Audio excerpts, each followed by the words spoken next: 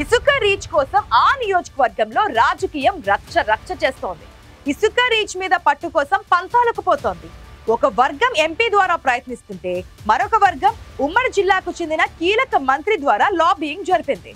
మరో రెండు గ్రూపులు మిగిలిన ఇద్దరు మంత్రుల ద్వారా ప్రయత్నించడంతో ఎవరికివ్వాలో తేల్చుకోలేక హోల్డ్ లో పెట్టింది అధికార యంత్రాంగం.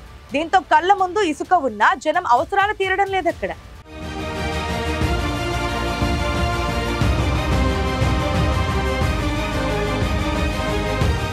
తెలంగాణ పరిధిలోని పురుషోత్తపట్నం దగ్గర గతంలో అతిపెద్ద ఇసుక రీచ్ ఉండేది. హైదరాబాద్తో పాటు ఏపీలోని చుట్టుపక్కల ప్రాంతాలకు అక్కడి నుంచే ఇసుక తరలించేవారు. ఇసుక రీచ్ కాలపరిమితి ముగిశాక మరోసారి ఏర్పాటుకు కాంగ్రెస్ ప్రభుత్వం సన్నాహాలు చేసింది. దీంతో గతంలో ఇసుక రీచ్ నిర్వహించిన సొసైటీ నిర్వాహకులకు కాంగ్రెస్ నాయకులకు మధ్య పోటీ నెలకొంది. మహబూబాబాద్ ఎంపీ బలరాం నాయక్ ద్వారా ఓ వర్గం, ఉమ్మడి ఖమ్మం జిల్లాకు చెందిన ఓ మంత్రి ద్వారా మరో వర్గం లాబియింగ్ జరిపినట్టు తెలుస్తోంది. ఆ తర్వాత మరో ఇద్దరు మంత్రుల అనుచర వర్గాలు కూడా ప్రయత్నాలు చేసినట్టు సమాచారం. దీంతో పేచీ ఏర్పడి ఇసుక రీచ్ ఎవరికీ కేటాయించలేదని తెలుస్తోంది. రీచ్ నిర్వహణకు అనుమతులు ఉన్నా సొసైటీకి కేటాయించడం లేదంటున్నారు.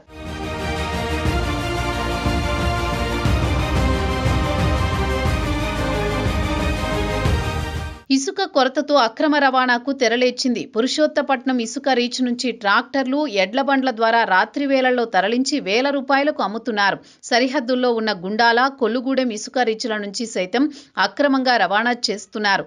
రెవెన్యూ, పోలీస్ శాఖల అధికారుల అండదండలతోని ఇసుక దందా 3 టిప్పర్లు, 6 ట్రాక్టర్ల చందంగా సాగుతోంది. దీంతో భవన నిర్మాణదారుల జేబులకు చిల్లు పడుతోంది. భద్రాచలం ఎమ్మెల్యే తెల్లం వెంకట్రావు బీఆర్ఎస్ నుంచి గెలిచినా తర్వాత అధికార పార్టీలో చేరిపోయారు.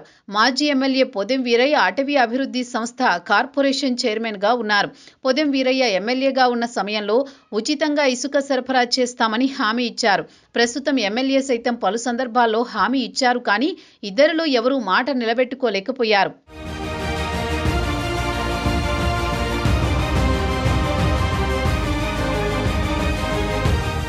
ఉమ్మడి ఖమ్మం జిల్లా మంత్రులు భట్టి విక్రమార్క, పొంగులేటి శ్రీనివాసరెడ్డి, తుమ్మల నాగేశ్వరరావు అయినా జోక్యం చేసుకోవాలని ఈ ప్రాంత ప్రజలు కోరుతున్నారు.